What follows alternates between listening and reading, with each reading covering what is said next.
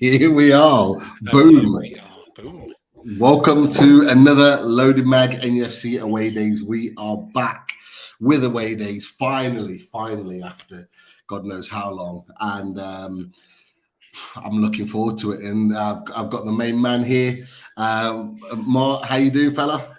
I'm all right, mate. I know you'll say the main man, but I'm the casual step in tonight. So normally there's a less better looking fella on this side of the screen in Chris, but he's out on some razzle dazzle and had a few too many pints this afternoon after attending a mate's funeral. So yeah, Pete gave me a holler. So yeah, happy to be on, mate. Nice for a change. Spent the day in Dublin myself with the eldest lad. A little bit of Christmas shopping down in Dublin's Fair City. Anybody that looked at me Instagram or me Twitter will have seen I was posting pictures of very nice pints of Guinness, which they were. But yeah, no, pretty good. So yeah, let's delve into it. Great to have normal football back. As much as the World Cup was okay. Yeah, much better having league football and cup football back. So yeah, delighted the season is back with a bang. Definitely, Mark. 110%. But look, you said let's get back into the normal football. Before we get our guest, Chris, who's waiting patiently in the green room to come on, we've not had a chance to kind of just do a quick run through of the game yesterday. So, yep. You know, we played Bournemouth in the Cup at St. James's Park under the lights, got that 1-0 win. Wasn't the most amazing performance, but look, are you just happy to go through? What were your thoughts about the game? Yeah, I kind of posted at the end of it yesterday. A win's a win, and you know, I think it wasn't the best game. I thought we didn't really take the chances. I think the goal should have stood. By the way, I think the goal was a perfectly good goal. I don't think it was offside. I think kind of depending on the angle you saw. Now I was watching it on a dodgy stream on an Australian channel. And Willock definitely didn't get a touch, so I think the goal should have stood. Referee had given it, and then for some reason after the celebration they called it back. So I'm not 100% sure why, but I thought it was just scrappy. But I think it's going to take Osan, probably a majority of teams, to get back into it with the season restarting again. So, but I think the difference with where we are, where Eddie Howe's got us, is we played pretty crap and we still won, and I think that's a credit in digging out that result, whichever way you get it. So yeah, look, we're back in the into the hat. We're into a quarter-final draw. I think tomorrow, is it, or Sunday? Is it Thursday? Tomorrow. I think is tomorrow. Yeah. So yeah, look, I think you made a point on our chat last night. We've got an outstanding chance of getting into the semi and into a final. So I think we need to take that. I think Eddie will have them geared up. Yeah, look, players got time in the boots again. It was nice to see the World Cup stars back. Bruno, again, we chatted earlier in the week. Didn't think we'd see them, but to be fair to them, they all got minutes under the belts again, so that's a good thing. ASM came back on. So yeah, so look, wasn't a game that's going to stick in your mind in 6 months' time, but we got the job done, and that's what it's all about. Exactly, mate. I'm not going to go too much into what you just said, but you were absolutely right. You know, got the win in the next round of the cup quarterfinals. Can't argue with that. You know, individual performances, we were good in general, but individual performances don't really matter in the cup. It's about getting that win and getting us into the next round, which is exactly what you just said. Exactly. 100%. And like you said, the draw is Thursday night. So I think Man City play Liverpool. And I think it's after that game on Thursday night. And we will be on live Thursday whilst it's on, because just a quick plug whilst we're here, we are back, the Fully Loaded Transfer Show. A bit more of a scouting mission tomorrow night, I imagine, about who's the potentials and who we might be looking at. I think Daz has gone all in with a few names there, so I'm sure we'll be discussing all of them at some point. But a few more, maybe. And a few more. You're absolutely right. So, look, we will be back with all forms of transfers, and we may even talk about one or two tonight. But look, let's get him in. The reason why we're here, and the best way we do a preview on Loaded Mag NUFC is by getting the opposition view. And I'm delighted to have Chris return to us from Leicester Till I Die. So let's get him in. How you doing, Chris? Good evening, gentlemen. How are you? Very good, my mate. Yeah, all good, mate. All good. Superb stuff. Great. In the pub setting in the background, can I just say? It is a pub. Either that or you've got the best bedroom going. Yeah, maybe. Yeah, no, it is. It is my little hideaway out the back. So yeah, it's not too bad. It's got me Sky for the football, and it's got a fridge full of beer, so I can't complain, to be honest, mate. And you can if you wanted to watch the Carabao Cup game last night. Yeah, well, dodgy Fire Stick does the treat, so I can move it around from TV to TV. So yeah, it wasn't so bad. I found a nice Australian channel, Super Sport Australia, that was screaming it, and it was to be fair, it never dropped the beat. So yeah, I managed to watch a full game last night. So I was on some American stream that one of my guys that was watching gave me. But yeah, I mean, what do you guys, just a sidetrack if you don't mind for a second? But what do you guys think about the Carabao Cup? Because I've got to be honest with you, and we had a couple of years under Martin O'Neill when we were at 4 years. We were in the final 3 years running and won it twice. But to me, it's just an absolute fixture ache. And you've got Sky are supposed to be the official partners of Carabao Cup, but they don't show a game. Last night they were showing Aberdeen versus Rangers. I mean, who the fuck in England wants to watch Aberdeen versus Rangers? Nobody, let's be honest with you. I'd sooner go down and watch Pub Team on a Sunday morning. But that's what they were showing. And how many channels have they got? They could have found it, but, they don't want to support it. But they'll be showing Man City, bloody Liverpool, won't they? Yeah. And then when they do the draw, the draw the last time was an absolute piss take. It's supposed to start at 10:30 after the game. It started about 11:10 on a Twitter feed or something. I mean, it's a tin pot cup that, for me, should be left to, Championship, League One and League Two. You know what? It's an interesting point that you made, Mark. I don't know whether you want to go first for this. I've got an opinion on this, but what do you think about that then? Tin pot. To be fair, I think Chris is talking from somebody from a team that's actually won a little bit of silverware recently. For us Magpies, who've won jack shit in about 50 years, I would happily take any kind of cup or even a day at Wembley where we might actually stand a chance. And I think the interesting thing watching the back of Twitter last night was Newcastle fans already booking hotels near Wembley for a Sunday in May. So that's a fair point. And and we were like that, under Martin O'Neill in the sort of late 90s when we had that run. I get it totally. But come next season, when you've got a European campaign as well, and you're having to play these games midweek and a two-legged semi-final, you're not gonna want it, because you're gonna have bigger things, bigger fish to fry if you carry on the way you're playing at the moment. No, it's a really good point. I get that. The one thing I'll throw at you is Man City, because Man City are always there, always near the final, and more often than not, always win it. So, and Man City are there challenging for Champions Leagues and Premier League. So you look at it and think, well, if they really care about the cup, then why shouldn't we? Yeah, but they didn't used to. When those years when we were winning it, the big teams weren't bothered. No. And then they saw the fact that we were getting into Europe a couple of times and thinking like, oh, this is a way into Europe. Yeah. But in fairness, Man City got the size squad that can handle it. Yeah. And I think that's the point, Chris. For us, you talk about next season.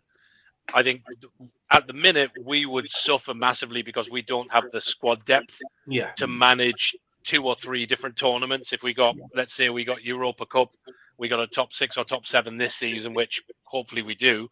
And then there was obviously we got a good run in we got another run in the Carabao and the FA Cup and the league. We don't have the squad depth to manage that. So 1 or 2 injuries, as we've seen with the likes of Wilson goes out or Isaac's out, if we lost to Gamerish or we lost to, Joe Linton, we would struggle because we don't have it's pretty much kids coming off the bench, unless you're going back to the likes of your Matt Ritchies and your Jeff Hendricks again from January. But we don't have the squad depth. They're bringing in youngsters and stuff, which seems to be the priority. Looking ahead to futures, But you're right, absolutely. Next season, if we are in Europe, then those kind of cups are probably going to be a distraction, I would think. No, but you know what, Chris, it's a great point. It's a great point to raise, because for a lot of teams it is kind of. Don't get me wrong, we're in it, and if you're in it, I want to win it.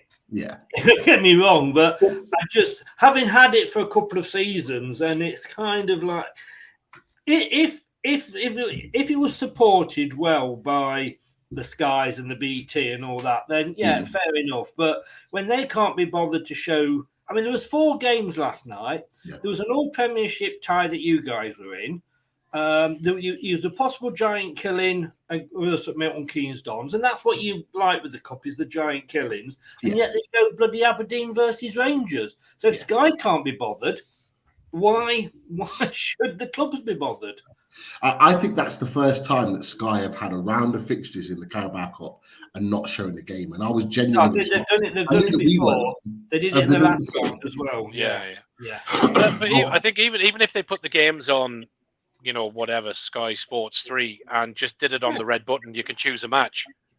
They've got enough channels, let's be honest. Absolutely. With you. Absolutely right. Absolutely just do it by the red button when they have multiple matches on. I mean, a prime example would be to do something very similar, and I think I spoke about this a while back when I was on, which is just do something similar to what they do on the American Football Channel, NFL Red Zone. Just put all the games up, and if there's some kind of goal line action, just bring that up as the main piece. Yeah. To be fair, they do it with the Champions League on BT. Yeah, absolutely. They've got that one channel that just anything massive happens. All the games are under the ticker at the bottom. Absolutely. And anything pops up, bang, pops up. Here's a goal. Here's a chance. I mean, Sky. To be fair, they did it last night. Whenever there was a moment in any of the games, they went straight to the ground. But why not just make it a feature? Yeah. And more people would tune in off the back. Yeah, but I don't want to sit and watch 2 third-rate teams try to win some Tin Pot Championship north of the border, and just occasionally go if there's a goal at all. So we're making it clear that you don't like Scottish football, is that right? However, what we will say though is that was a fairly grandstand finish between Rangers and Aberdeen yesterday. I don't even know what the score was, to be honest. The score was 3-2. Rangers were 2-1 down in the 96th minute of injury time. In 96 minutes of play. It still didn't get as many views in England as Leeds. No.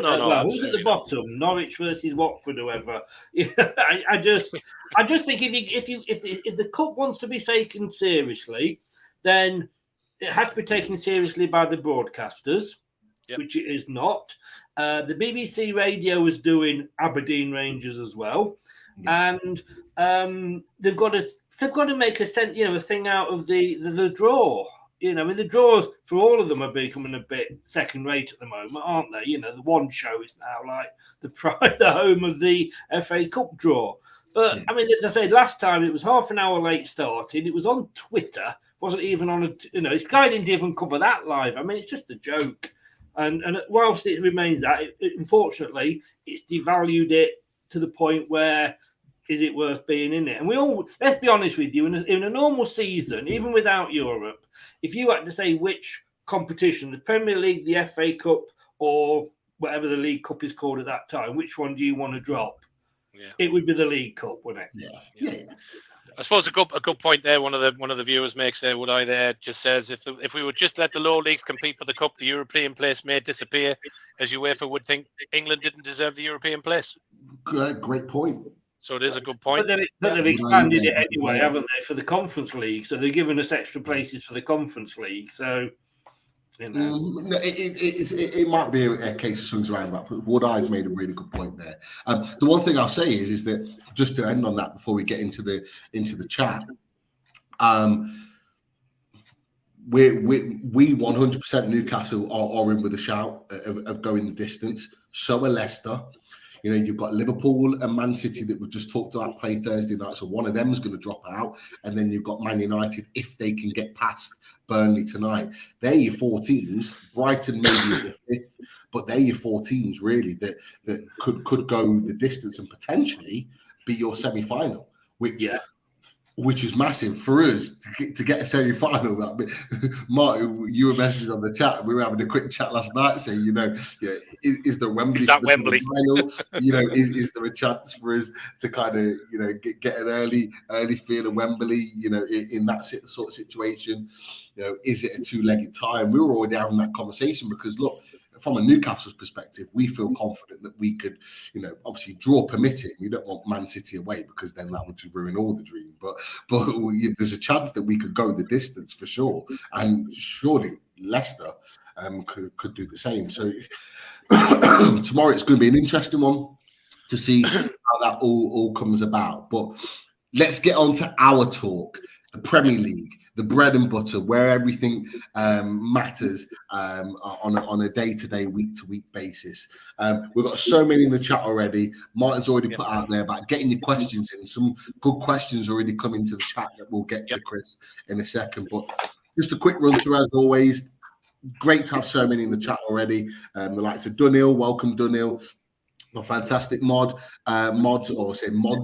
Lisa and Simon in the chat, Jordy Team for Life, Russ, superb sponsor, Shane, welcome Shane, Mawson into the chat, Tom Dixon already flying in with the questions. He absolutely loves these questions and he brings some absolute diamond ones as well. Wood Eye's already come up with some great points. Jason Scott, welcome to the show tonight. As well, we've got Truls, Andrew in the house. I'm just scrolling up. There's many more. David Carmichael, welcome to the show. So many already in there. Michael Gent as well, and Alan already made a couple of great points. So many others. Welcome as usual. Brilliant stuff. Simon Davis and Ian are already throwing in comments as well. Welcome to the chat. Get your questions in. Myself and Marty will be monitoring it. However, let's start with Leicester City, Newcastle United. Massive Boxing Day game. And look, we want to delve into Leicester just for a short while before we get into the Newcastle talk. And look, Martin, you had a great question to kind of open up really with regards to Leicester, so I'll let you fly away with that one. Yeah, I suppose the question from me, Chris, is obviously not a great start to the season for you guys. Took a while to throw 3 points up on the board. I'm wondering, what is the current fans' feel on Brendan Rodgers? Where is your view on him? Where does he stand within the club? Is he still the guy to keep Leicester in it, keep moving you forward, or is his time coming to an end, maybe at the end of the season, depending on what happens, where you guys finish? Where's your head at with regards to Brendan Rodgers? About 6 weeks ago, I write a bit for the BBC every Tuesday on the website, on the Leicester page. And the title of the bit that I wrote was Brendan Rodgers, Get Out of Our Club. That's how I felt, because the decisions he was making, the substitutes, the players he was picking, I just didn't agree with them. If we were winning, then you'd look back and say, yeah, he knows what he's doing. He knows more than me, sort of thing. But we weren't. We had a poor start to the season. The problem was that we didn't know what the real problems were until the Manchester United game, which was the night of the transfer window.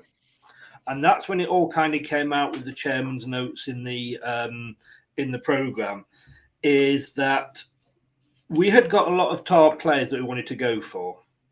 We couldn't go for them because of financial fair play, that we were hit very badly with Europe. If it hadn't been for the COVID allowance that all teams were given, ourselves and West Ham and possibly I think Chelsea as well would have all broken those laws. So the owners had to look at it and go, okay, if we do what we normally do and go out and buy a couple of players and what have you, and we get back into Europe, then we are going to we're going to be thrown out or fined, because of fair play. Apparently nobody had told Brendan Rodgers, so he was being asked why no signings. He was still talking to people during the break, and then it was coming off, and then we had the Fofana situation. Yeah. And I said I wouldn't mention him, but there we go. Look, I've done it. And unfortunately, he hasn't had his career-ending injury yet, but I live in hope and I go to church every Sunday and pray for it. The guy is an absolute rat, And I look forward to when he wants his move to Paris Saint-Germain or Real Madrid doing the same to Chelsea. We shouldn't be surprised. You do realise, Chris, just to interrupt, that he has just recently, in the last few days, just got another injury, so he's going to be out for another period of time for Chelsea. Yeah. I think he posted something there yesterday. I think, didn't he? Another 3 months or something, is it? Something like that. It's a fairly lengthy one. Yeah, it's another 2-3 months. Anyway. We've got to feel sorry for the guy, not. I mean, we can feel that coming out of you, Chris. Look. We're not surprised, because what he did to us was what he did to St Etienne when he wanted his move to us, right? But it was all this. He'd been out for a year. He signed a new contract when he was injured. Surprise, surprise. He posted can't wait to get back after the injury. You're all my family. I'm looking forward to it. Thank you so much. And then went on strike because he wanted to move to Chelsea. Yeah. So he couldn't play because his mind wasn't in the right place. And fuck off that. Any player that says that because he wants his move are total wankers. I'm sorry, but you paid enough to get your head right. There's people with bigger problems than that in the world. He was sat in the stands when James Maddison scored a goal for a beautiful free kick against Southampton. He never even got out of his chair to celebrate. It was all he could do to take his eyes off his mobile phone. And then when Maddison got picked for England, he's posting, "Oh, well done, my brother. I knew you could do it." But I'm like, fuck off. You know what I mean? He's just the guy. And he caused so much bad feeling, really so much bad feeling. And it just carried over. And you put all these things together, we weren't just losing games, we were losing them heavily. Arsenal put us to the sword. The first game for our new set piece coach was Spurs, and I think we let 5 or 6 in. And he must have been sat there thinking, what the hell have I come to? Brighton as well. Brighton. And that was it was all wrong. But then everything kind of settled in. We'd bought Face in. What a player, what a signing he is. He's as good as Fofana. I mean, Fofana will go on and be a fantastic player. All joking aside, he will do. But Face is that bit older. He's a bit more mature. He's not a petulant little French git that throws his plant. So sorry, any French that are in. I just don't like you. That's throwing his toys out the pram. And why he didn't get any minutes for Belgium in the World Cup, I don't know. But he's come in. He's settled it down. He's formed an amazing partnership with Amati. Soyuncu looks like he's going to be going. And it all started to suddenly get right. If anything, the World Cup came at the wrong time for us, because we were on that run. So before anybody asks, no, we're not in financial trouble. We've still got money to go and expand the ground and build the big hotels and parks that they want to around the stadium, a big concert hall and everything, because that's a separate pot. But we had to. It was the owners being sensible, really. We have, if we're going to extend our stadium by 8,000 to 10,000 seats, that still only makes it about half the size of Manchester United. We haven't got that financial clout of having that sort of fan base that allows us to do more with FFP. Had they come out and said that at the start of the season, the fans would have been a lot more sort of understanding. Yeah. Now, to be honest with you, if Brendan's gone through all this, and Brendan, had that bad start, and we didn't know what was going on behind the scenes, and yet he's managed to turn it around. If he gets us top 10 at the end of this season, give him another season at the end of it. Okay. Because he'll have done bloody good. And it's not all about winning. You know what it's like. It's not all about winning things. Sometimes it's just about finishing as high as you can. And that's what we're looking at. And somebody was just asking about Dubrovnik, I believe. Yeah. We'll dive. Yeah, I have a few questions there that are coming in. So we'll do a little bit of chat, and then I'll throw some questions up to keep us going then. Once we've kind of chatted for a little bit. But there's a few questions coming in about players, and obviously the dreaded M word. is in there as well. The dreaded M word, but for whom? Not for Yeah, us. not for us. But I do want to come back to the Brendan Rodgers situation, because you've mentioned obviously that you were Brendan Rodgers out, you wanted him out, but when you've kind of evaluated the whole situation, maybe if he gets you a top 10 finish, he deserves another season. The question I've got for you is, would he want to stay another season? And the reason why I say that, with no disrespect added to this, is that Brendan Rodgers is used to having money. And I think we talked about this on the first Battleground Europe show, when you were talking about you'd not spent anything, you didn't know where the next signing was coming from, is that he's used to having money in his hands and being able to splash and spend and buy and bring players in. And he's not been able to do that. Is he though? Is he really? I mean, if you look at his career, even he was at Swansea, he was at Watford. You look at Swansea. For the club that they were. I'm not saying that he spent millions and millions, but for the club that they were, they overspent their budget to help him achieve what he achieved, and he overachieved with the players that he bought. But he spent more than what Swansea were bringing in. Liverpool, he went and spent a lot of money. Okay, when he went to Celtic, maybe that's why Swansea more than what Celtic were bringing in.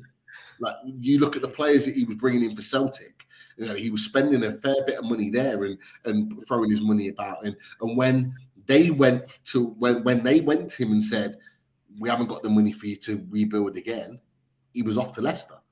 And he's proven over that time. So that's my question to you. Do you think he'll stay after that point, or do you think he's settled to the point now where he's here for as long as you want him? What does money guarantee you? Not being awful. Anybody could go to Celtic, be given a bit of money and win it. Because for half the time he was there, Rangers weren't even in the bloody top division, or they'd only just come back up and they were rebuilding. So he basically had an open door to just run through every season and win everything. Yeah. His plan was always to come back to the Premier League. He just wanted the right project. And I think when you looked at Leicester, he could rebuild his career at Leicester, which, let's be honest with you, for a while he did. 2 top 5 finishes, an FA Cup final win, a semi-final of a European competition only to be beaten by a top Italian side managed by Jose Mourinho. His stock was high and he was being linked with Man United, Real Madrid, everybody. Of course, then you have a bad season and you're not linked with anybody. So does he want to stay? Who knows? Will he be sacked? Look, we had a Premier League winning manager that we sacked within 7 months of winning the Premier League because of where he'd taken us. So you can never say never. Would he want to stop?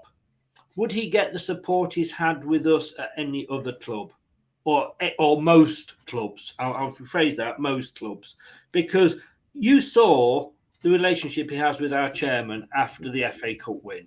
Yeah.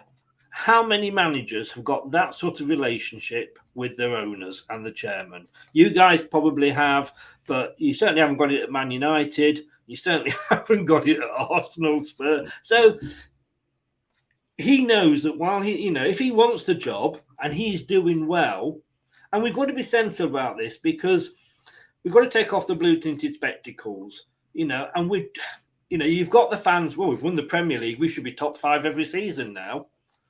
We finished top 5 for 2 seasons. That means we've got to be qualifying for Europe every season. Doesn't work like that, And if he's got us challenging around that lower European League place and getting us into quarter semi-finals of the Cups, for Leicester, that's doing well. Because winning that thing there and the FA Cup, we're not a Manchester City that can do it every time, etc. So we take it when we got it, but we've got to know our limits, And when we had the money, Faves was 40 million. So we had 40 million to spend, or 30 million, I can't remember now. So we had those millions to spend. We're not we weren't owned by rich owners before. We never had. Even when we had Milan Mandaric running us, we had a bit of money, but we were not mega rich, if you like. And even now, we're owned by a company, King Power, that deals with hotels and duty free. If you're looking at the companies that have suffered during the COVID pandemic years, they're at the top sort of thing. So he's got to balance the books out. And to me, if he's doing well, why shouldn't he stay? And would I want him to stay? Yes. If he's getting us top 10 season after season after season, yeah. I think he's got a job for life. Well, not for life. That's a bit long, but we don't see the Alex Fergusons. We don't see the Arsene Wengers at clubs nowadays. How long will your manager be there? I suppose it's a case of when does Gareth Southgate leave, sort of thing. But you don't get that longevity now as managers. It's a great question. Like, Mark, I'll come to you with that. I think Chris has raised a really good point. Is that managers don't stay at Premier League clubs very long. So, like, look, we're loving life right now under Eddie Howe, and you've talked about Gareth Southgate. For me, if Gareth Southgate's staying until 2024 at the very least, now it's been confirmed, so that's a conversation out the door. But everyone's talking about Eddie Howe being the next in line. How long do you think, Mark, that Eddie Howe could potentially stay at Newcastle United for? I think if the owners, I think the owners want him there. Has he overachieved the first half of this season? I don't know. I don't think so. If you haven't, I would strongly suggest anybody that hasn't, watch his interview with Jake Humphrey on the High Performance podcast. It's brilliant. Get a real insight into the man, how his team works, his ethics, his plan, and it's all about very much. And I think a very good example of Eddie Howe was the team photo from yesterday's Carabao Cup. He's right at the back of the room, right behind all the players, because it's not about him. His job, as he says on the podcast, is there to develop the players to make them the best that they can be. It's not about him. So will the club continue to back him? I think they will. Will he win something for us? I think he will. I think he is the kind of guy that will pick up something. Will he be there long term? I think I would say to you, my answer will be no, because I think as the team evolves and as we grow and you bring in perhaps more continental-based players, shall we say, I think you need possibly a different manager to manage those personalities. But at the minute, I don't see Newcastle having any reason not to keep Eddie Howe there. For me, he can stay as long as he wants. If he wins something, give him a statue and sign it up long term. But it depends on the players. Again, as Chris said, we have to manage, FFP, because we don't have that commercial clout. We're starting to sign a few sponsorship deals. We're doing a bit with shirts and everything. But again, not everything is set up in our background to allow us to go out. As much as people, like Ollie Holt and a lot of other journals will quote and go, Newcastle can go out and spend 100 million or 200 million or 500 million. Yes, we could possibly spend some good money because we had 14 years of austerity with Mike Ashley. But I think the club have been sensible. I think Eddie Howe is a sensible manager in who he wants. He wants the right kind of player to come into the club. So, yeah, for me, I think he does a good job. Before him, would I have taken Brendan Rodgers? Absolutely. I think Rodgers is a class manager. But I just think at the minute he's just off the colour a little bit. And I think, like any manager, including Mourinho, I think sometimes you're in the tent pissing out, and other times you're outside the tent trying to piss in. And I think he's just kind of stuck between the tent at the minute. He's neither in and out. But I think Leicester will still do well this season. With Rodgers at the helm, I don't see. It's probably one of those for me. When I look at Rodgers and I look at Leicester, it's probably one of those that you probably don't need to every season, as you said, Chris. You don't need to be over pressurized to kind of win something, but a good steady league performance getting you into a possible European place is probably what's expected. I would think you probably don't have owners that are going, right, hang on, we won it 5 years ago, we need to win the league again. I think, that was a different situation, and probably is that likely to happen again? I'm not so sure. But I think Rodgers is still the right man there. If the fans want him there, then I think he's like Eddie Howe. He's a good, steady manager. He's got all the capabilities. He's a good team man management, and I think there's a lot to be said for that you don't see. Okay, barring the one that we won't talk about who went to Chelsea, I think the harmony within the squad and within the club seems to be, from the top down, seems to be quite good at Leicester as it is in Newcastle. So you don't necessarily need to rock the boat for me. What do you think about that, Chris? No, it's a fair point. It's a good point that's made. I mean, it is about being sensible managers. It is about being sensible fans. I actually lived down in Bournemouth, and I saw what Eddie Howe did at Bournemouth. And he took that team from minus 17 points, about to go out of business. And he came in that season, and he took them from there up to the Premier League. Had we not won the Premier League that season, they would have been the story of the season. And it's amazing what he has done. I'm going to say, I was surprised with Eddie Howe, because I thought he liked it down south and he was waiting for a job to come up sort of within commuting distance of his family. And when he did get him, I thought, well, hello, is this just a stopgap? Is this going to, is he going to take him on? Because you said, your owners have come out and said, we're not going to win the Premier League this season. We're not going to win the Champions League next season. We're going to do it stage by stage, which is totally sensible. And the fans have bought into that. You're not expecting to win things. Well, obviously some will, but they always will. But, it's sensible. And, we're the same. And we know our limitations. We know that we've got to expand the ground to try and get some more money in. We have to sell, we don't have to sell a player every season, but it's how the club works. We had Mahrez for, less than $1 million. We sold him for 60 to Man City. Chilwell came through the youth system, 50 million to wherever he went, Chelsea, that was it. Man United, 80 million for Harry Maguire. And the thing about Harry Maguire that not a lot of people know is that his contract, like Tielemans, was about to run out.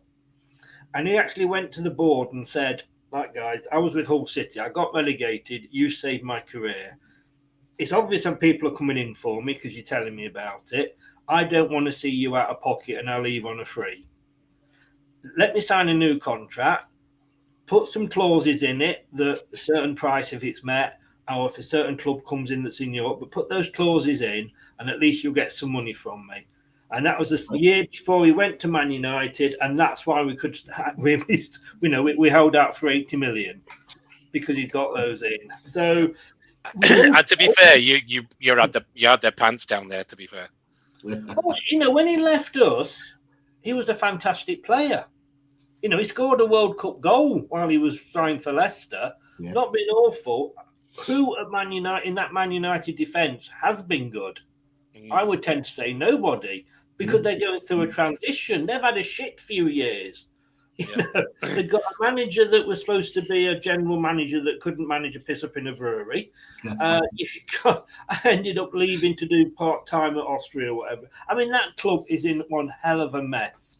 And I'll be honest with you, Maguire, all I can say is when we had him, he was a top defender. Well, you only have to say, Chris, that whenever he plays for England, he tends to play well. And you look at him at the World Cup. He did a good World Cup, to be fair. Yeah, he did. I thought he was one of the best performers. Team of the tournament, but he was. Yeah, and fully deserved. So you're absolutely right to go back to and ask the question about. His picture's not straight, by the way. No, it's not. It's because I stood up. My OCD's just kicked in. Come and sit back down in front of you. Look, let's move on because there's lots to talk about and there's questions flying in with regards to many things. Look, I've got there's a question been put in the star chat. Mark by R4DD with regards to our young friend Mr. James Maddison, and he says Is Maddison back from Dubai yet? For me, and look, I've said this to the boys separately. So the boys, the loaded boys, know my feelings on this. I find this situation baffling. Now, do you, as a Leicester fan, know what's happening with regards to Maddison? Is he back in Leicester?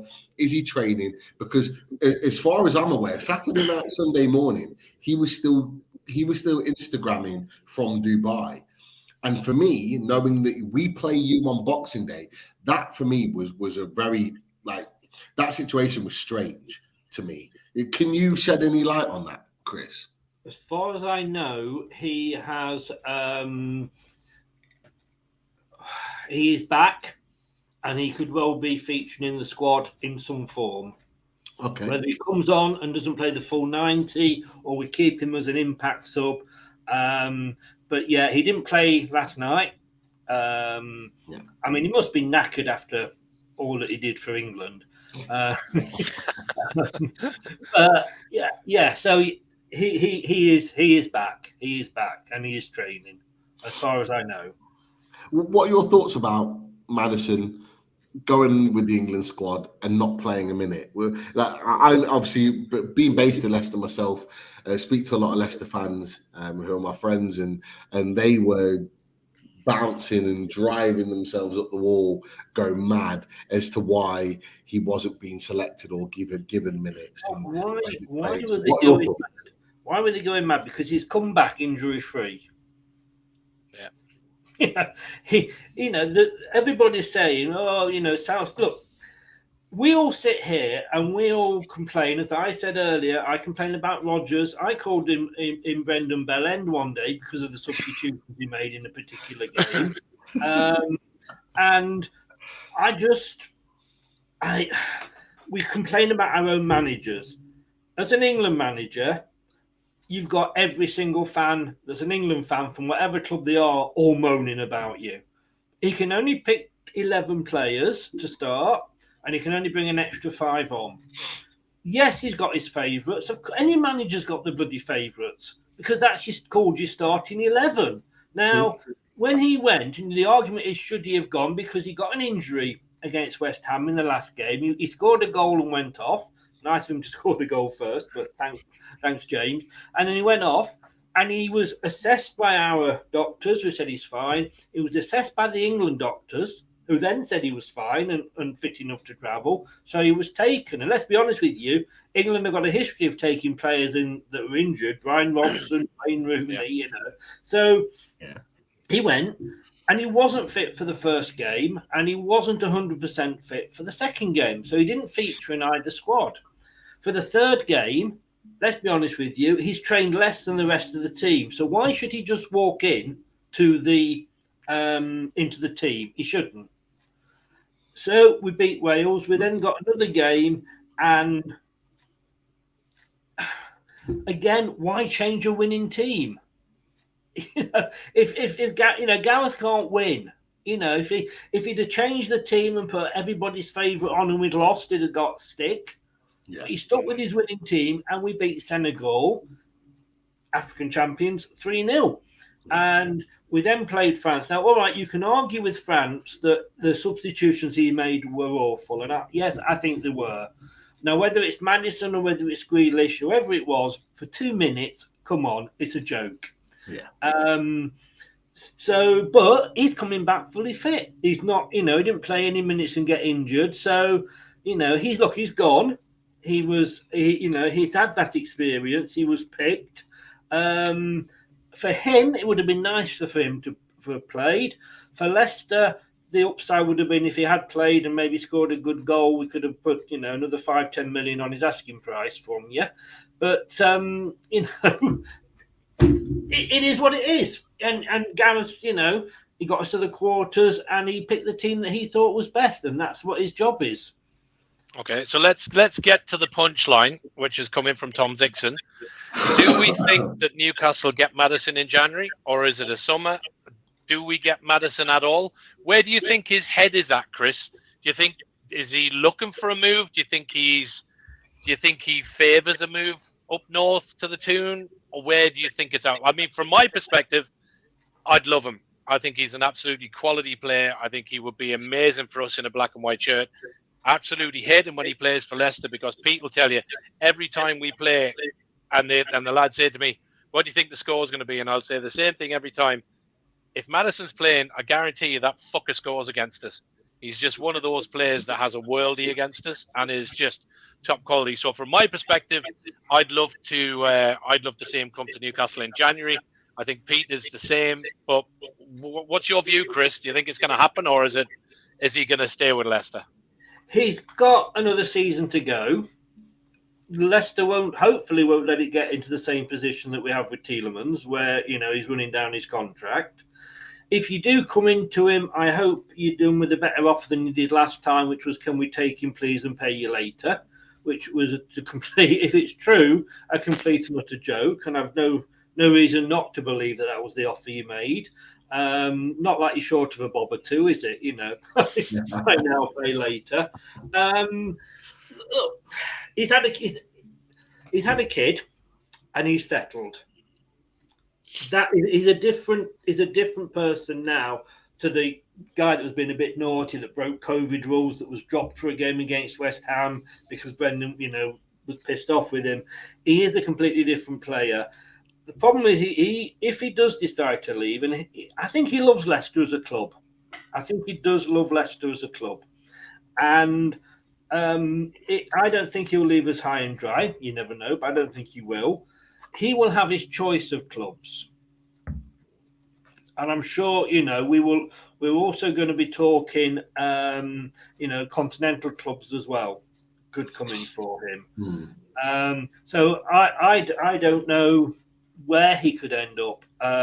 If he moves on, he moves on. As long as he doesn't move on in the same way that Fofana did, I wish him all the best and thank him for everything he's done. Again, when you see him, the way he was celebrating the FA Cup and the way he celebrated when the goal went in and he wasn't on the pitch, you never see him without a smile on his face. He's loving his football. The thing that I think is a very important thing for Maddison is, will he get game time wherever he goes? Because he is a player that will want game time. Now, no manager can obviously turn around and say 100% guarantee if you're in the team. Yeah. Manager would be stupid to say that. But he knows it. Look at Jack Grealish. For God's sake, £1 billion, and he's a bit part player. I don't think Maddison would be happy with that. I think he'd want to go to a club where, and to be honest with you, he's one of those players, and I guess I am bigging him up, where you actually put him in and build the team around him. Because you've got to play him in a certain position. I like it most when he's given that bit of freedom. And you don't know if he's going to pop up on the right or on the left, but not many managers like that. You've got as good a chance as anybody. You've got the money more than a lot of clubs. It depends what he wants. But what I do know is that I'm almost certain that he will want to go somewhere where he's not guaranteed game time, but he's not going to be sort of, let's say, like a Jack Grealish at Man City. Okay, I'm going to ask you a question. I've got a few questions actually based on what you've said. But the first question is it first and foremost, do you think Newcastle is the right club for him to move to? From the points that you've just made. I think if you had a bit more sun, it'd be nicer. I am not one of these that hate Newcastle. I like Newcastle. Jealous of the money you've got, of course. But then again, we're not exactly paupers. There's a lot of clubs further down the ladder that will look up at Leicester and go, "God, we wish we had your money." And I do get pissed off when our players are being linked with this club and that club. And I really want to hate Newcastle, but I can't. I like Newcastle. I got to love you, when Kevin Keegan was there, and you nearly did it and what have you. What I think you have got is the project. You are at the start of what could be an amazing journey. We never know what's around the corner. None of us do. Who'd have ever thought Abramovich would have had to have sold Chelsea? You just don't know what's around the corner. And I'm not one for bringing politics into sports. So I'm not going to have a go at you about that. But it depends. I say, at the moment, you've got to look at Newcastle and you've got to say, yeah, that's an exciting prospect. And can I say, as a fan of a team that's not one of the big six, I hope you go and smash their fucking arses. I really do. It needs somebody to come in, and it needs money. And when we did it, yes, a lot of things went in our favour, but we know that people turned around and said that's not going to happen again, and we didn't have the money to make that happen because they just went out and spent billions. So please go and I think you've don't know if you're going to win it this season, but I think you got your Champions League place certainly. But please just go and smash that glass ceiling and make it the Big Seven, and give us all something to look forward to. Chris, you definitely made a lot of friends with those comments with regards to Newcastle United and smashing that glass ceiling, as you mentioned, because you're absolutely right. That's what Newcastle are there for, and the way that me and Mark have talked about it, and many others. That's what Newcastle are there to do. They're there to kind of rip up that traditional top six, as everyone talks about, and actually open up the field to not just for Newcastle, but for other teams to come in and take advantage of. But the reason why I asked you about would Newcastle be the next move is because of the points that you made. You talked about him wanting to play every single game and being a player that you could build a team around. Lots of people in the chat are already getting their opinions in on that. I think Newcastle is a perfect team for him to move to for those reasons. If he goes to an Arsenal, a Man United, I know he's a Man United fan, but if he goes to those sorts of teams, is he going to play every week? Is he going to be sitting on the bench? Is he going to do what Grealish has done at Man City? Does he want to be that person? No. Whereas Newcastle, if he came to Newcastle, you could guarantee he gets game time. He's in that team, and I would say he's a very close skipper in behind. He does. The likes of Trippier. Now, I think he does now, but 3 or 4. Let's be honest with you. You've been shopping. Let's be honest with you. You've been shopping in Aldi and Waitrose for the last 15 odd years. Aldi and Lidl. You're now sort of moving up to Sainsbury's. Yeah, in a couple of years' time, you're going to be shopping at Harrods, and you are going to be looking at a different tier. So it all depends if he can make his mark when he comes to you. That's yes, true. at the moment, I think he's probably, he should be a starter. And I think I can't understand why any team pays upwards of 60, 70 million pounds for a player and then doesn't play them. Yeah. This is the difference, is that I think Maddison is an Eddie Howe player. And that's the key. Maddison's the type of player that Eddie Howe wants at Newcastle United. Eddie Howe could go out and spend 25, 30, even 40 million on a player that maybe is equal to a Maddison, but is a European player. But he wants English players, and this is what I've said. I've said, Mark, you know this because I've said it to you off air before. I've said the key to this deal is not just the fact that it's James Maddison; it's the fact that James Maddison plays for Leicester. He plays. He's a player that is on the cusp of England, and he's an English player. And for me, I think Eddie Howe. And I'm not talking about the board. I'm not talking about the ownership. I'm talking about Eddie Howe. Eddie Howe sees this as a statement signing. If he can get James Maddison, the English international that's scoring 10 plus goals, 10 plus assists every season, and brings him to Newcastle, for him, that's more of a statement than going out and buying a 30, 40, 50 million pound European player, like we did with Bruno Guimaraes. Absolutely. For me, that's a bigger statement for him. Yeah. I think the other thing as well is I think the club would fit him in the way that project is there. I think you've got the connection with the England lads, with the likes of Pope, Trippier, Wilson, who obviously spent a good bit of time with him out in. You're not saying that they were trying to tap him up, are you? I would never, Chris, suggest anything of the sort, that they had a chat with him over a dinner at all. But they did spend a lot of time together. But I think the one thing that I've always said, I think how Eddie wants to build a team and how the club want to build it. You look at any good team that goes for a title or is a continued team that wins regularly. You have to have a spine of a team, and I think we've now started to build that. Okay, is Pope the long term? Probably not, but at the minute he's the England keeper. He is where he is. You got the likes of him We've signed, Botman, who is one for the future, one of the best young central defenders in the world. You've then got Bruno, you've got Isaac, you've got ASM to throw into that mix. If you bring in a Maddison, all of a sudden you've got that spine through the team that you then, as you said, Chris, you then kind of add to that squad and you build around them. So for me, I think I think Maddison is probably one of the final pieces in the jigsaw for this next push in my book. And I think if we got a hold of him in January and that was our window, I'd be stoked. I'd be absolutely delighted with that window to come away with him, because I think he just fits that piece that we don't have. And I think, as you said, Chris, that little bit of freedom to play kind of where he wants. I think Howe would give him a little bit of that, to be fair, to kind of moving around in and off that pivot between the front and the midfield. Can I just ask I think Newcastle's a good fit for him. Yeah, I wouldn't argue that, but can I ask one favour of you? If you are going to buy him in the January window, please do it at the start so we've got time to go out and spend the money.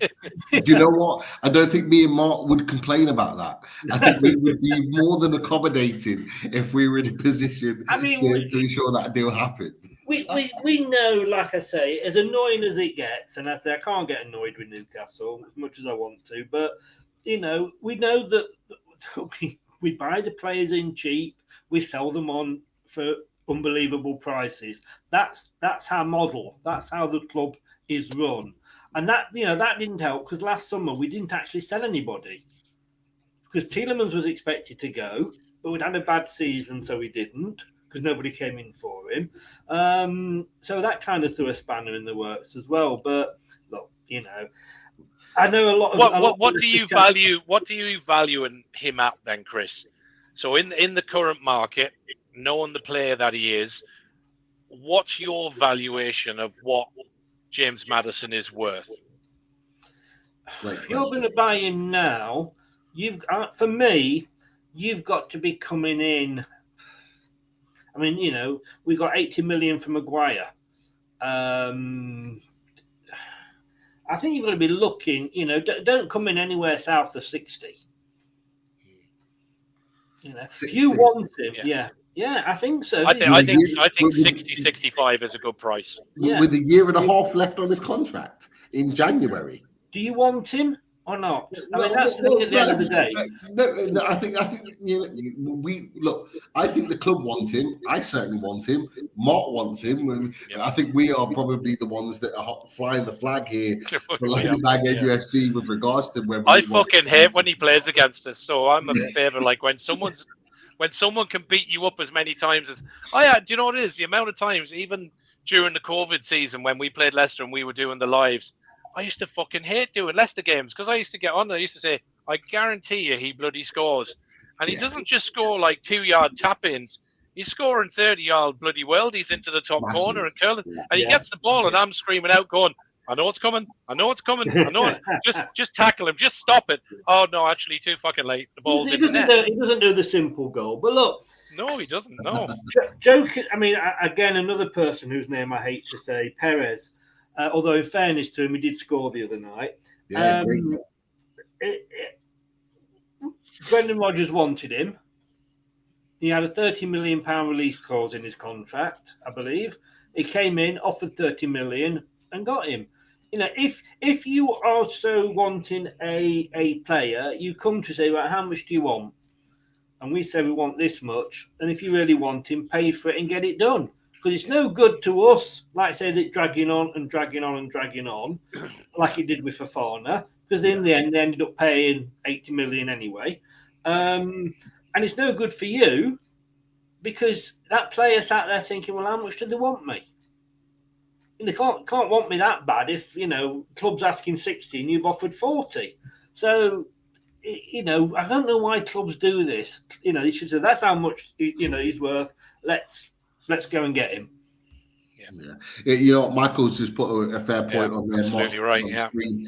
He just said, I would pay 65 million for Maddison. I hear Pete's argument about the year left on the contract, but if he's the signing that gets us to Champions League, it'd be worth it alone. You get that money back in year one if you get a European run. I would agree with you 100%. If you don't sign him now, what's to stop him signing an extension? And we know contracts aren't worth the paper they're written on. Yeah. You're right. So, like I say, with Maguire, he signed that contract knowing he was going to be leaving. So if you don't come in and sign him, he might then sign another contract that then has got an £80 million release clause in it. Or a thing that means we don't have to sell him quite as soon as we did because we've got another 2 years on it. So you don't want to be hanging about. You want to be getting in there. I can't believe I'm selling him to you like this. No, it's a fair point. I think he's got 2 left feet. He's a donkey. I think we see Newcastle go in from in January. I think he'll probably be. I think we'll sign a couple of younger prospects. 1, if not maybe 2 for the future, back out on loan. But I think Maddison, I think they will try and make Maddison their statement January. Do you know what, though? You do realise that any player that you buy from us, it does come with a clause that you do have to take Perez back. Sorry, you want Maddison, you can have him, but you've got to take Perez back as well. Nah, you're right. Oh, no, you look after him for that. And to be fair, actually, and this was a conversation in the summer, is that apparently you still owe us some Perez money. You've not fully paid off that 30 million yet, and there was a lot of fans that said. I agree with Michael Palmer. He just put Perez stays put.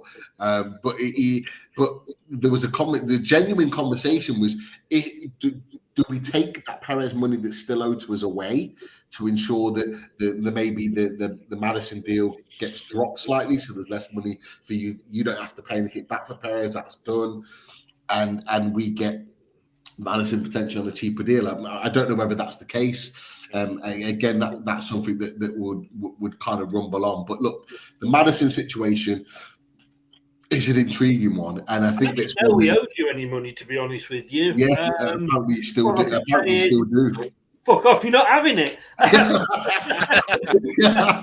If we do, if we still owe you say 10 million or whatever, then if you do buy whether Tielemans, Maddison, whoever, knock 10 millions off the price because that's only fair if we owe you the money, Yeah, and whether that's true or not, whether it's something that can be made to happen with the Maddison deal, who knows? But look, for me personally, interesting window. I think, and I've said this before, and I'll say it again, I think Martin would agree with me as well. The Maddison deal for me, which is why I've been kind of bigging it up. He's not the only player that we could get. We could go out and get another player, a European player that could do what Maddison does, no doubt. But for me, the reason why I hold my hand and my head on Maddison is because I believe that he is the English player, the big signing that steps us up to a new level of being able to attract a certain type of player in this country. And I think buying Maddison is a big, big step for Newcastle United. And I just think it's a now or never situation.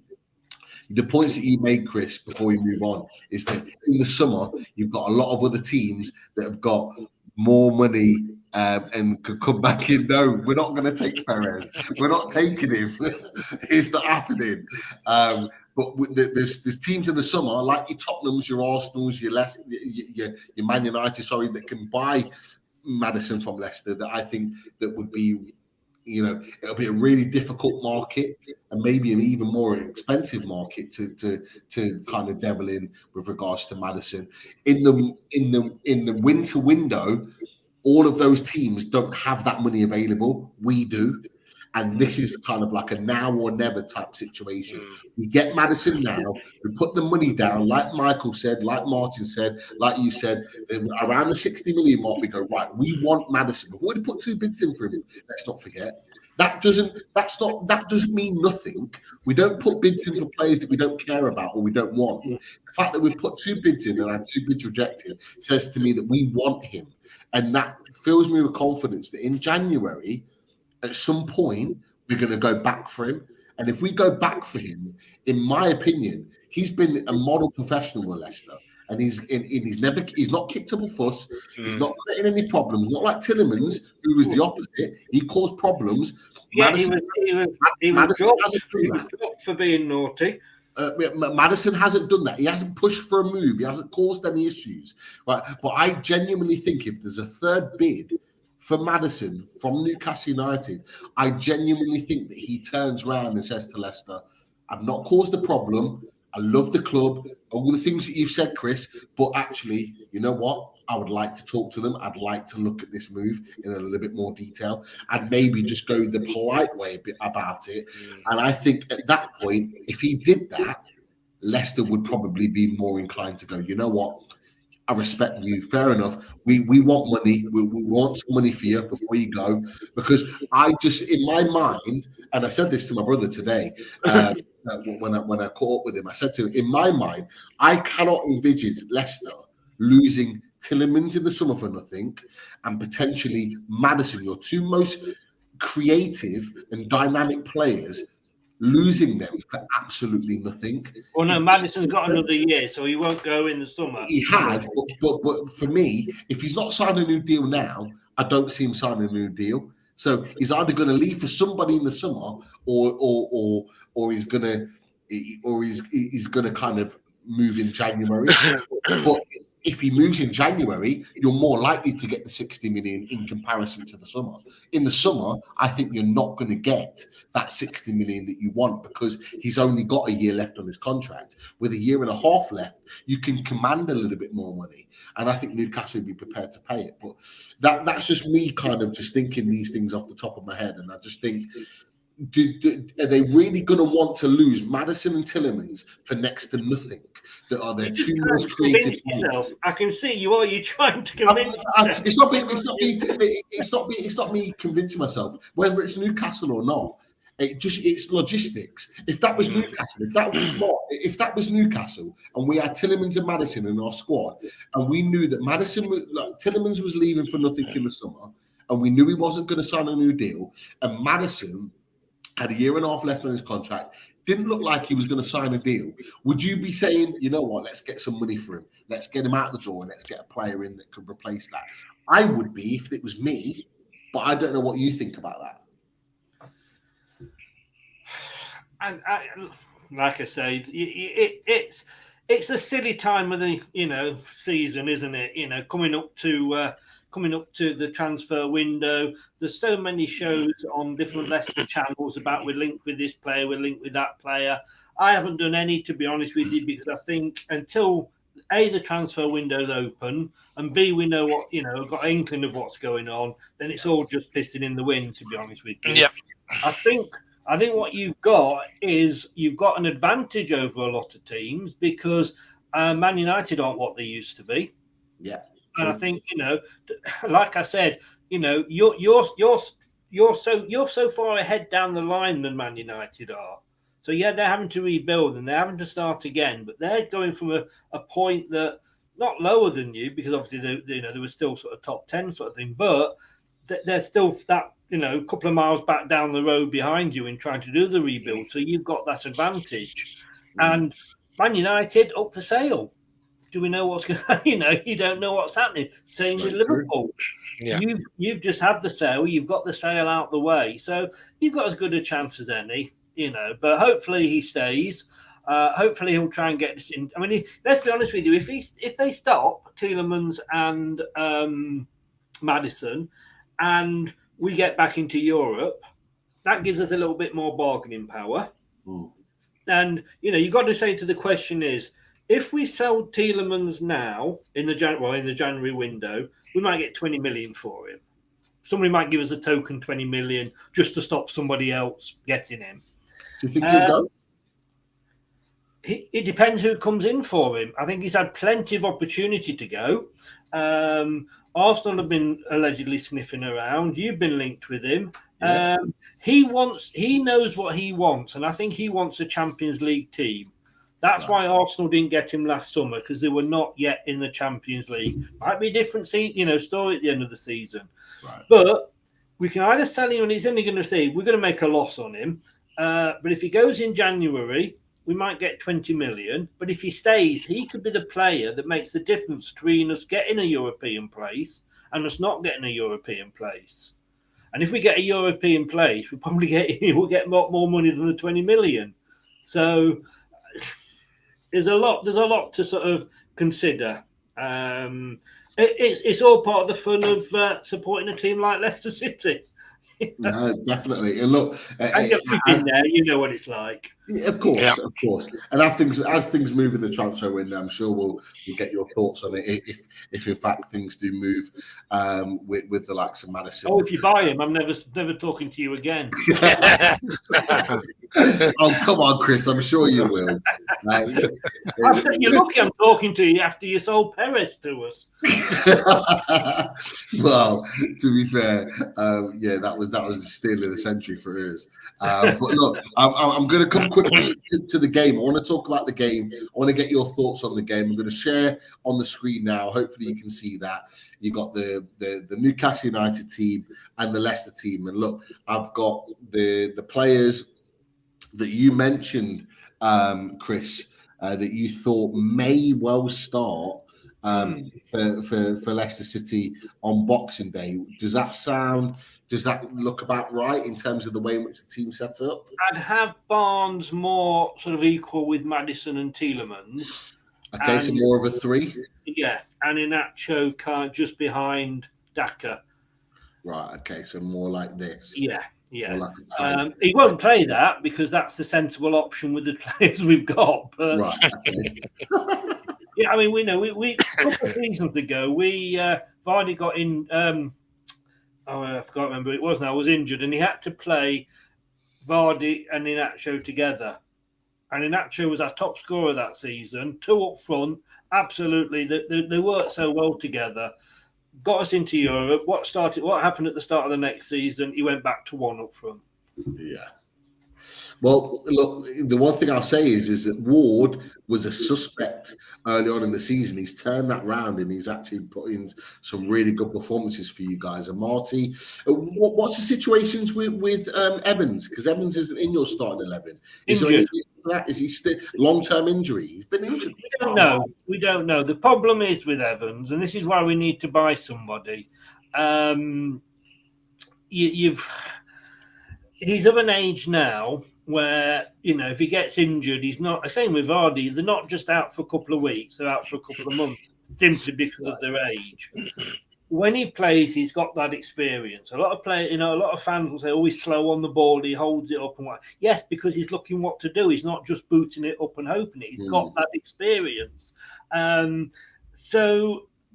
he is injured at the moment. We do need an extra defender, hopefully in January, to come in and cover him. And Marty has been a revelation. Okay.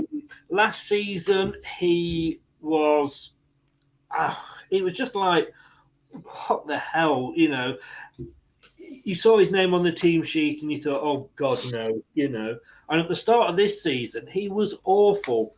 But for some reason, he played him on the left, where we've got Face at the moment, and Fofana on the right. And he was bloody awful. But that wasn't his fault. That was because he was being asked to play out of position. Now he's into that position. Him and Faze, what a combination they are doing. So if I was to ask you now, and I'm going to ask you really, really quickly from a Leicester perspective, Martin, I'm going to ask you from a Newcastle perspective. Chris, really quickly, from your perspective, looking at the way your team set up, looking at the way Newcastle's team set up, where do you think you could potentially get the 3 points on Boxing Day? I've just seen somebody just say it then. I mean, because we've got players that like to get forward. Yeah. Faze won't. He'll have no qualms in just booting it forward. Daka, I mean, Vardy played midweek and he played about 80 minutes, so I don't think he will start. And I think Daka is just as quick as Vardy, and he's going to slowly get better. He scored 4 goals against Moscow in the Europa League in one game. He is potential. In that show, he doesn't get the credit he deserves. and people say, oh, he doesn't score this many goals. And when he was playing at Man City, but it was Man City. He has, for a big guy, he has an amazing touch on the ball. He sometimes does these little Cruyff turns and what have you. You're thinking, bloody hell, that's Inacho that's just done that. And he, if only he would be played more, he makes such a difference when he comes onto the pitch. I don't know why he's not played from the start. Interesting. So it's an interesting situation because, like I say, Vardy did score yesterday, and he seems to be your number 9 that always plays on there. But Daka, it seems to be the future. You talked about Niato and him and Daka playing as a pair. You've also mentioned as well, and you talked about this before we went live. Maddison, like I'm not convinced Maddison's going to play at Boxing Day, but you're convinced that he is. You think that he's back in the country. I could be playing mind games, who knows? Yeah, that's the thing. I think Maddison not playing in this midfield 3 that you've mentioned here is massive if he doesn't play. And it gives us confidence because, look, we've got longer. This is the team I've gone for. Mark, you might have a different setup. I've got. Just to say on Maddison, if I can. If he doesn't play, he will play. I think he will play some part. I don't think he'll necessarily be the full 90 minutes. He'll either start and come off or not start and come off. Come on. He's going to play Dennis Pratt. And Dennis Pratt is a player that, looks like we're going to be losing him in January. And it's a shame because we love him to bits. He's a fantastic player, and he's got a great shot on him. And he did a great assist the other night. So, don't just because you think that Maddison isn't in that team, don't think we won't have players that can harm you. We still will. No. Yeah. We know this is not an easy game, that's for sure. Mark, from your perspective, Newcastle, I've just kind of set the team where I think they might sit on the pitch in terms of play. Where do you think Newcastle could potentially win this game at the King Power? I think we need to keep up that same form. Obviously, Almiron is our current leading goal scorer, was on fire prior to the World Cup. Everything he touched turned to goals. So I think Eddie will have them revved up. I think when I look at the two teams, though, the thing that stands out for me is I think this game is a game where we cancel each other out. It's a bit like a stalemate because I think we've very much got similar players in particular those midfield and kind of 10 positions that we kind of do cancel each other out. One makes a run, the other one can't do his job. The player that worries me, literally, you just have your finger over him there, is Longstaff slightly for us because he can be likely to misplace a pass and stuff. And I think if that battle is in midfield, where I think it will be, and I think it'll be down to a slide pass. I don't think there'll be many goals in the game. I genuinely don't think there will be. I think it'll be a very tight affair like the game last time, a last-minute winner. If anything, I thought it was a very, very similar game. We did kind of cancel each other out. I think both teams will have to find their feet again. So I think it's going to be a weird one. I don't think it's going to be what you would class as your stereotypical Premier League game. I think both teams will be trying to find their feet again after the break. I think it'll be a bit of caginess, and I think it'll be an odd goal in it. Longstaff, for me, is the one that worries me slightly. I think we've got the forward 3 in the likes of Bruno, Almiron, Willock, Joe Linton. We got plenty going forward that I think will be enough to worry Leicester's back 4, but I think they've also got enough to worry us. But we've got the likes of Botman and Shah, Big Dan Burn, and obviously Kieran Trippier. We've got the meanest defence in the Premier League at the moment. We don't concede that many goals. We're pretty good at home. So I think form-wise, we are the form team. But I think Leicester have enough to trouble us as well. So my prediction, if we want to get to that point as well, is I am going for a scoring draw, probably a 2-2 or something similar. Yeah, I think that's a really, really good shout. Is that the reason why I position the players where I have? is that I put Burn pretty much here, so it's like in long parts of the game, it'll be like a back three. Trippier trying to join the attack with Almiron. Thomas is going to be under a little bit of pressure from Almiron. It's going to push him this way. Trippier is going to like to get that ball forward. It can be interesting on whether Barnes looks to sit here and stop him getting forward, or whether Barnes looks to beat the trap and try and hope that Trippier is contained this way in order to get the ball in behind and cause problems for Shaw down here. That'll be an interesting battle there, personally. But I think everywhere else matches itself up. I think Bruno could get the better of Tielemans, but it would be an interesting battle. I think if Maddison plays, him and Willett will be interested on this left-hand side. You're right. Longstaff could either have an amazing game or a difficult game, but I just think that Wilson could get the better of Amati and Face in here in the middle. He looked really sharp last night. He looked good. Now, the one thing is that I wasn't sure about is Joe Linton playing here. He played here. He didn't have a great game last night. His stats were actually quite poor for the first time in a long time. But we also have the fact that we can bring on this man late on in the game, and to go at Castagna late on in the game, we've got that sort of secret weapon to us that could maybe change the game in our favour. So we've got strength and depth that we can look at as the game builds on. But it'll be a very, very interesting game, and to see how that kind of unfolds. I think it's interesting as well that we've both had a game. Yeah, that's true. We've got rid of the rust, if you like. It's not like one of us has played and one hasn't. You know, we've both had that game, which in a way is good because, like you say, we're not going cold into this one.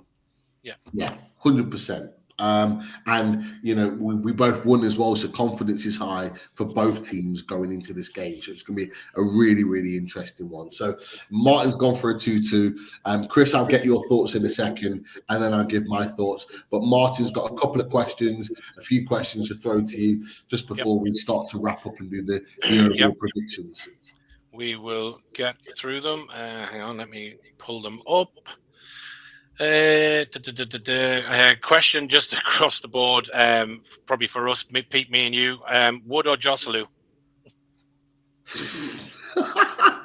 I've seen a few people in the chat bringing up that Wood £100,000 a week. I still cannot believe that.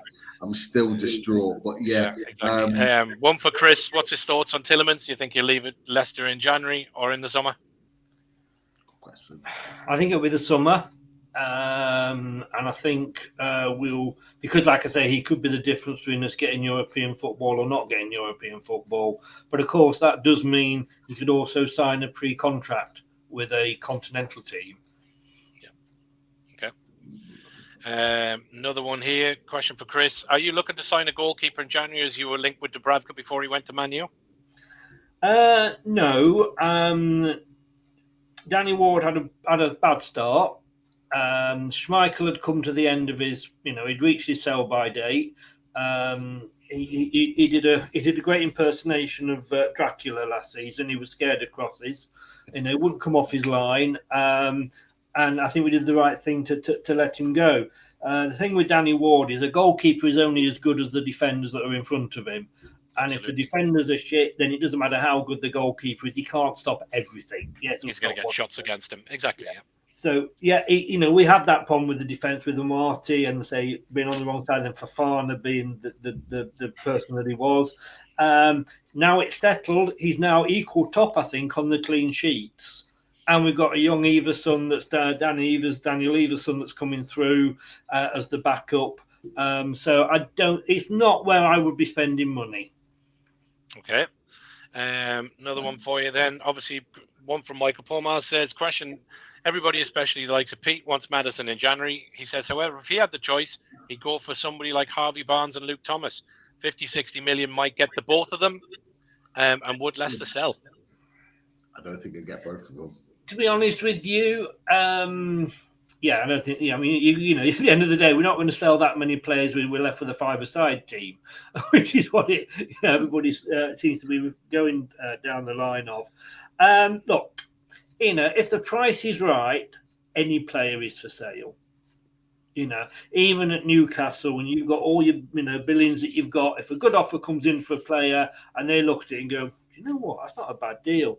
Any player has got a value on his head. So you can never say, absolutely. You can't say no players never for sale. Okay. Next one is for Chris. Are you gutted to lose a local lad like Pete to the fan base of Newcastle? Was it that his brandy expenses were too much for a small club like Leicester to pay? Pete. Who put that on? Michael, Jesus Christ. I'm confused. Because I'm based in Leicester, that's why. I'm born and bred in Leicester. Of course you are. Of course they feel like he's asking. To be honest with you, mate, Nottingham Forest, what are they? The second biggest club in Nottingham, and they need all the fans they can get. So we can't be good from the odd one. Okay, another one for Chris from Tom Dixon. He says, "Where do you think Leicester will strengthen in the January window?" Well, I touched on it before. We do need another central defender if Soyuncu moves on. Looks like he could be going to Atletico Madrid. We want a right winger. We still, we had Lookman on loan, and because of the trouble we had in the summer, we couldn't afford to buy him. It's Atalanta, didn't he? Funnily enough, we might actually be buying the player that he's replaced at Atlanta. It's weird, but we need a right wing. We've never really replaced Mahrez, and that's the problem. Perez is not a right winger. Maddison is not really a right winger. We need another proper good right winger. For me, those are the two main strengths. If Tielemans goes, possibly another central midfielder. We've been linked with that. One is it from Morocco, although I think he's been overpriced. He's not worth 40 odd million euros. But for me, defence and right midfield are the two players that I would personally buy. Okay. Last couple then. This one again to Chris from Leighton. He says, what are the main similarities that you saw in the Leicester winning team? And is there anything you currently kind of see in the Newcastle team you could kind of compare to it? Obviously, you'd be the best one to see the signs. So do you see any kind of similar signs in the Newcastle team currently that you guys had in your Premiership winning team? I don't really know sort of too much about what's going on at Newcastle. So it would be unfair of me to sort of comment or try to speculate. What we had was two things that made the difference for us. We had that togetherness. That band of brothers, it was sort of said as, and we were not under pressure to win because nobody expected us to, But as well as having the good season, you had Man United who still has Louis van Gaal, so they were going tits up. You had Liverpool and Klopp hadn't really settled in. You had Man City that were. They announced the sacking of their manager, or the manager would be leaving Pellegrini with about 2 or 3 months to go. So they gave up at that point. You had Arsenal who were looking like they were going to be quite happy with fourth again. And Tottenham who blew it at the last minute. And, if you look at it this season, Man City seem to be doing the best not to win it. Man United and Man United, again, rebuilding. Liverpool are struggling. And Tottenham, you just don't know whether they're going to win one, lose one, win one, lose one, shake it all about. And, what you're doing is coming through the middle and saying, well, hang on, if you don't want that ground, we will have that ground. And take advantage of it because Man United will come back stronger. I'm not sure about Tottenham, to be honest with you. And we know Man City will, and Liverpool probably. So, yeah, I think that's in your favour. I thought you'd do well this season. I didn't think you'd do as well as third, so full credit to you for that. But if you can keep, I think the thing that you've got to be very careful of is that you don't overpay for players. And I know that's strange when I've just said, I want 60 or 70 million for you from Maddison, but we had no big stars. We had nobody. We didn't have a Ronaldo. Thank God we didn't have a Ronaldo. We had nobody like that was going to come in and be the big I am. Mahrez wasn't, and Kante was still kind of, getting known. And it was that that, and I say the fact that nobody really expected us to win, and Ranieri, and I love him, and he had to go when he went, but the fact that he never, he said when he came in, I want 40 points, I want to stay up. It was only after we'd actually qualified for the Champions League, it was only then that he said, we're going for the title now then. And that was like, 8 games to go or something like that. He never set the bar too high. And the big thing about him, and I'll say the other thing as well, is that the fact that he won the Premier League was as much down to what Nigel Pearson had done the season before and he'd put into place over the previous 3 or 4 seasons. And Ranieri came in and had some great foundations to work on. And he had Craig Shakespeare, who had worked with obviously Pearson and the team, and he had that continuity. And he didn't come in and make a load of changes. He just came in and just tweaked it here and tweaked it there, put Kanté in. But apart from that, it was like, and Okazaki, of course, there was like a little terrier. So there was no major changes, no major upheaval. It was such a smooth takeover. And that obviously, but no, you forget Nigel Pearson, but he's going to have a lot of credit as well. Yeah. Okay. And then last one for the questions. Again for Chris, if you could take one Newcastle player in January, who is the player you would like to have in the Leicester team? Ooh. I'm probably not going to for the ones that you think I might go for here, but I've always been impressed with Willock. I really have, and he's a young player as well. And I think he's got a good future ahead of him. I'd quite like him. Okay, there you go.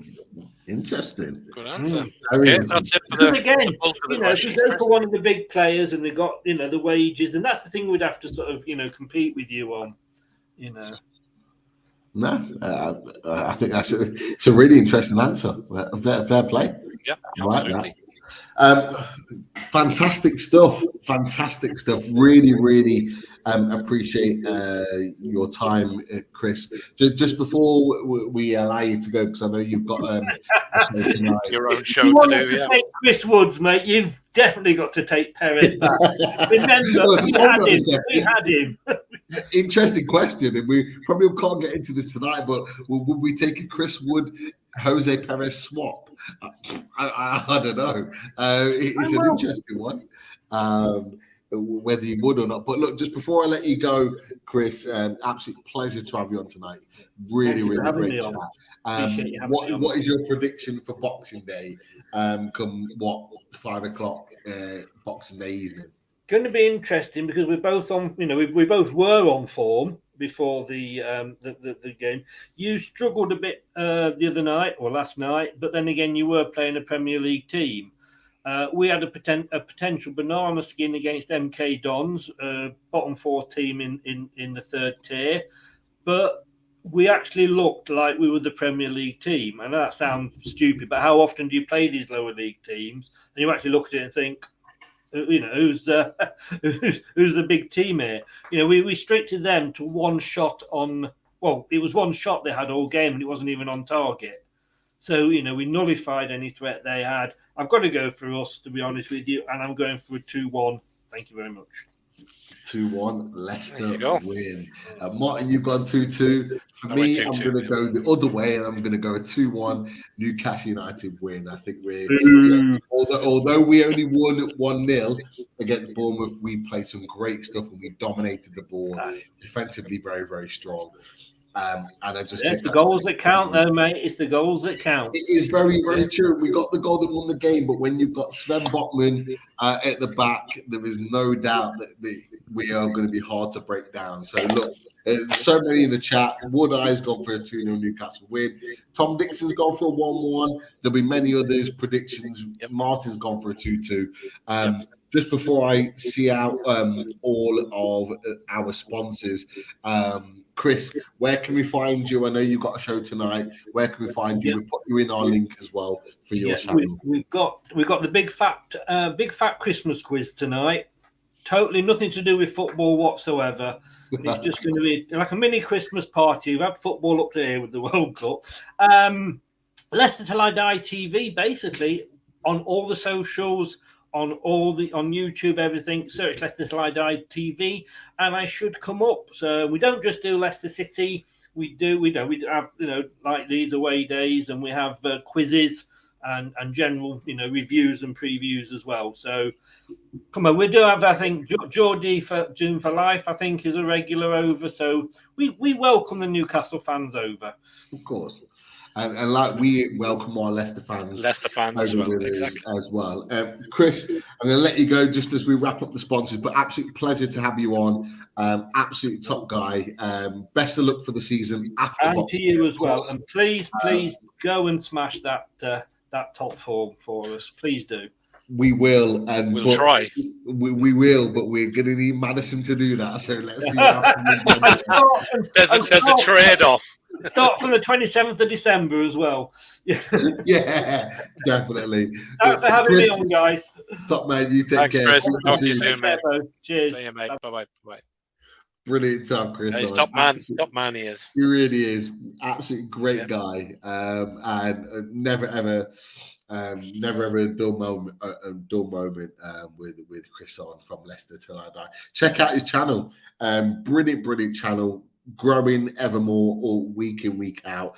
And obviously there'll be continuous collaborations with Loaded Mag and NUFC. But look, as we go out, we always have to mention the sponsors and the fantastic Simon supporting Shyburns, www.shyburns.com to check out all the fantastic gear that is available, the winter gear as well as the summer gear with regards to Loaded Mag and NUFC. And of course, we have to mention a massive support with all things mental health, which is what Simon is a huge supporter of. So please make sure you get involved. And look, in accordance to Shyburns, we have the away day selection. Of course, I've got the yellow top there, but you've seen the sort of maroon and the blue tops that are available. Lots of other tops available to us as well.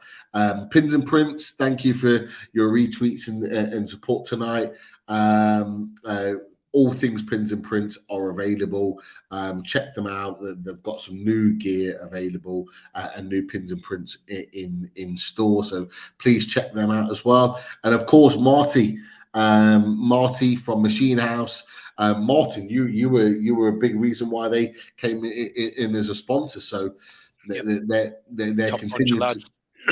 They really are great. And the kit is class as well. Definitely. Got some mint stuff, yeah.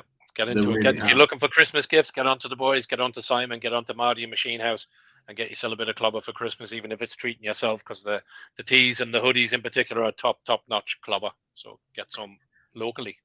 And there is still time as well. And thank you to Dean. Dean gave us a little retweet and a shout out tonight for all things Geordie Rise related. So get yourself involved in that. And we've got Uggy, obviously sporting the Geordie Rise gear from that. And of course, we cannot mention, we can't go without mention, shall we say, Russ from the Radiator Shed. Fantastic support. We're both in the doghouse at the moment, me and Mark, with all things Radiator Shed. Fantastic support. I'll run through it really quickly. They're top quality materials made from plate steel, providing longevity. All designs are manufactured in Italy. Aluminium rads are very environmentally friendly and perfect for heat source pumps. They offer a home survey service and will install if required. And there's some fantastic examples of some of the quality that they provide. And look, if you haven't had a look at Russ's gear, please make sure you go and do so.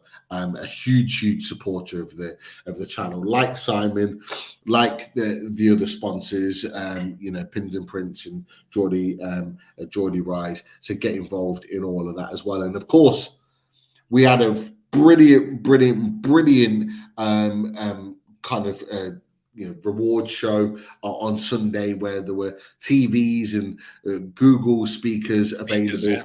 If you want to become a member, click that blue button. You can only do it on laptop if you want to become a member. Click that blue button. It takes like 30 seconds to become a member. It's so quick, but it would help and become part of the Loaded family. And of course, if you haven't liked and subscribed already to the channel, we have less than 150 subscribers away from 5K. We are so close. We as a channel that just does this for a hobby. This is not our daily job, but we love what we do. And if you could help us on the way to 5K, that would be absolutely amazing. I think we need to be on 5K now. Before the new year, we need to be on 5K. We're as good as 5K. You know, we shouldn't be under 5K with the content we bring. Stuff like away days. You've got another show again tomorrow night. You've got some extra stuff coming over Christmas. Nobody's bringing that kind of content. You've got the link ups with Toon Review and stuff like that. We're worth 5K. Get on it. Hit that subscribe. Tell your mates. Tell anybody that's an NUFC fan. Get them on. Get them subscribed. Get with us tomorrow night. Come and watch the show. Definitely.